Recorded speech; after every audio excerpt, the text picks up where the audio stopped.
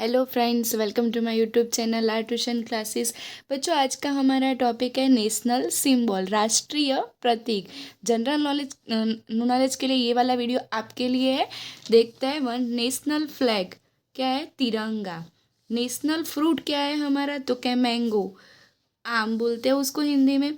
National bird, peacock, मोर। National flower, lotus, Hindi में बोलते हैं कमल। नेशनल ट्री, बनियान ट्री, बरगद का वृक्ष या पेड़। नेशनल एनिमल, टाइगर, बाघ बोलते हैं हिंदी में। National river, Ganga. National game, hockey. National currency, Indian rupee. National anthem, Jana Gana मन। National song, Vande Mataram. National sentence, सत्यमेव जयते। नेशनल वेजिटेबल, पंपकिन, कद्दू बोलते हैं। National reptile, king cobra. National dish हमारी है खिचड़ी।